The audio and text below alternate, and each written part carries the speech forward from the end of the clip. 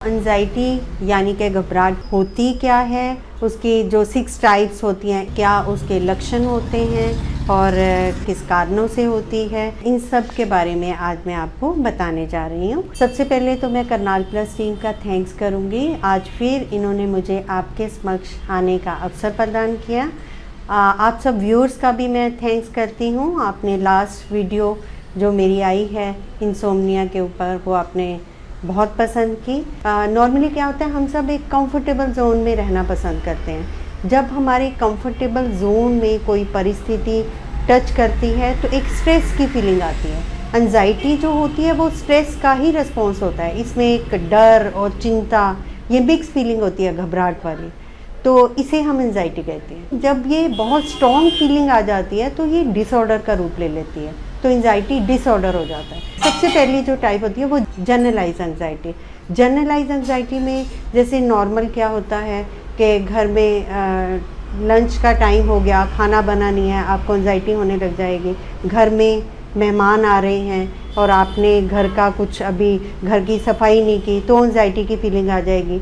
School की बस आ गई बच्चों की, लेकिन बच्चों का टिफ़िन तैयार नहीं, तो एंजाइटी की फीलिंग आ जाएगी। जो नॉर्मल रोज़मर्रा की ज़िंदगी में काम की बाई नहीं आई है तो तब एंजाइटी की फीलिंग आ जाएगी। ये जनरलाइज में आती है। अब हम सेकंड टाइप बात करेंगे, एगोफोबिया। एगोफोबिया में क्या होता है कि ये डर से रिलेटेड है।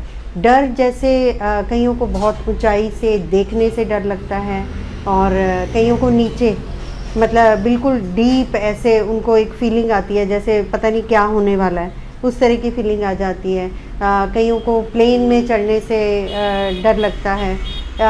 क्लिनिक में कई बार बच्चे आते हैं इंजेक्शन से डर लगता है, कईयों को ब्लड से डर लगता है और कईयों को जैसे छिपकली से डर लग गया, कॉकरोच से डर लग गया। तो ये जो फोबिया एगोफोबिया के अंडर आ जाता है। अब थर्ड टाइप की हम बात करेंगे, ये होता पैनिक अटैक।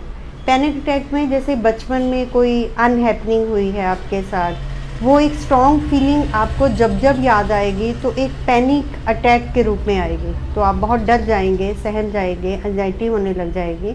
तो कोई एक्सीडेंट की खबर पैनिक अटैक में आ जाती है। किसी अपने प्रिय की डेथ हो गई है, आप उसको टॉलरेट बियर नहीं कर रहे हो, तो पैनिक अटैक में आ जाएगी।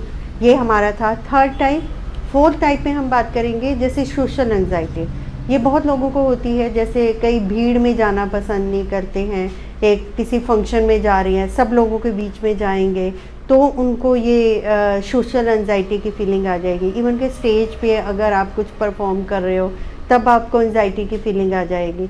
तो ये सारी सोशल एंजाइटी में आ जाती है। अब हम फिफ्थ की बात करेंगे, ये होती है सेपरेशन एंजाइटी।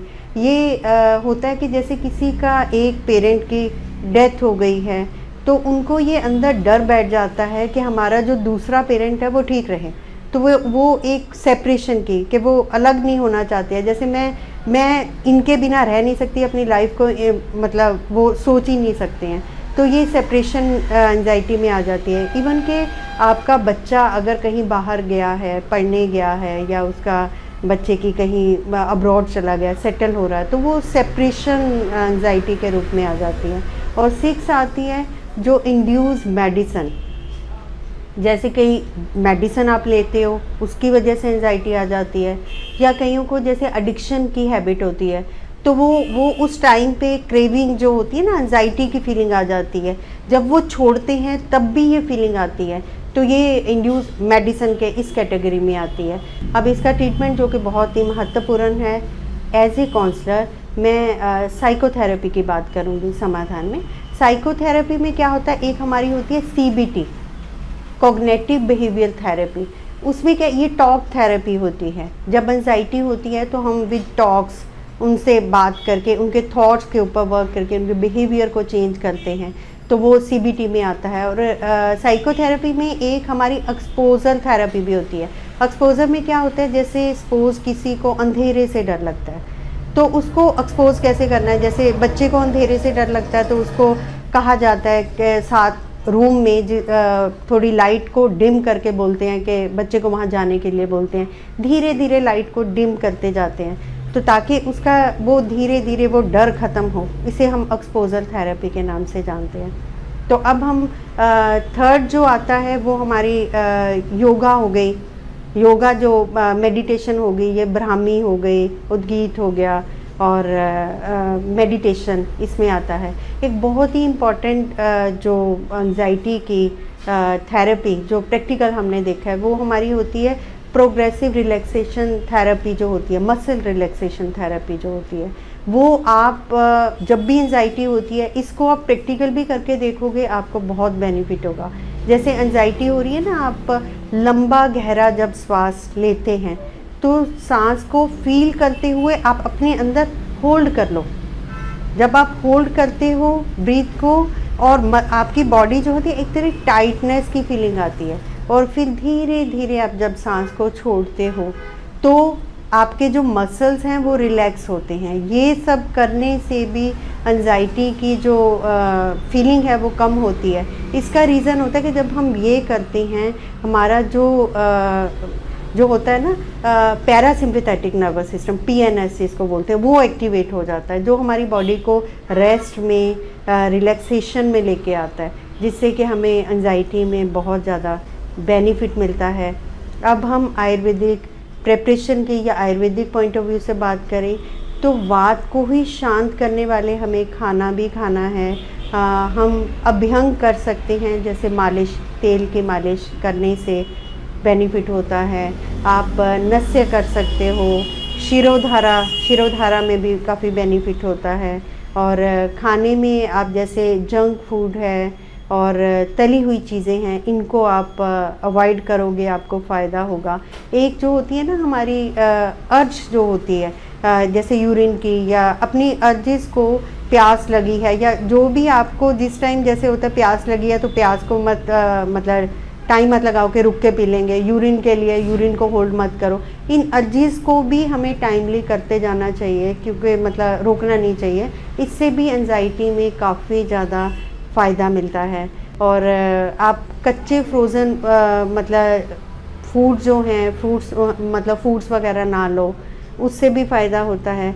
बासी खाना अवॉइड करो, उससे भी फ़ायदा होता है। अच्छा अपना हेल्दी डाइट लो और ताज़ा बना खाना खाओ, गरम खाना खाओ। इससे नारियल पानी पीने से फ़ायदा होता है। विटामिन बी और विटामिन डी भी एंजाइटी में काफ़ी हेल्पफुल होता है। इन सारी चीज़ों को जब आप फॉलो करोगे एंजाइटी को ओवरकम आप कर पाओगे। जब भी एंजाइटी होती है जो वो वात प्रकोपित मतलब वात दोष जो होता है जब शरीर में बढ़ जाता है तब एंजाइटी की फीलिंग आती है, जिसे हम कहते हैं आयुर्वेदा में वो कहते हैं ना चित्त उद्वेग।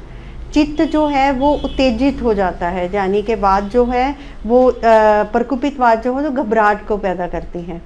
तो मानसिक रूप में क्या होता है कि रजगुण और तम गुण, रजो और तमो वो बढ़ जाते हैं।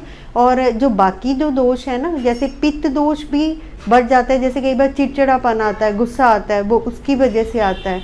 अगर कफ दोष बढ़ जाए तो अवसाद की फीलिंग, जैसे बहुत दुख की फीलिंग, वो उससे आता है। हमारी बहुत सारी आयुर्वेदिक प्रिपरेशन भी हैं जो हम इस्तेमाल कर सकते हैं एंजाइटी के लिए। जैसे ब्राह्मी रसायन है, मंडूक पर्णी रसायन है, और हमारी अश्वगंधा रसायन है, जटामासी रसायन है। और ये सारी मेडिसन हमारी हम इस्तेमाल इसको कर सकते हैं एंजाइटी को ओवरकम करने के लिए। मेडिकल पॉइंट ऑफ व्यू से क्या होता है कि जब भी एंजाइटी की फीलिंग आती है तो हमारा एक ऑटोनोमिक नर्वस सिस्टम होता है जिसे ANS बोलते हैं।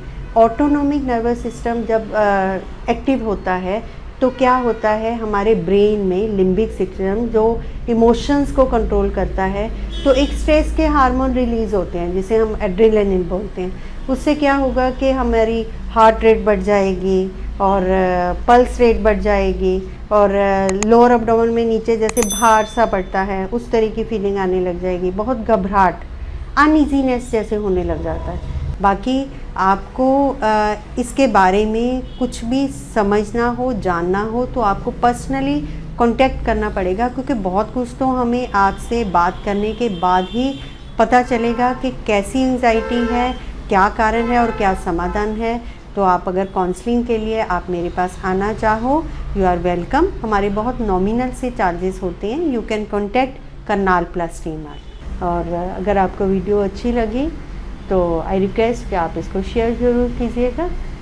Thank you so much.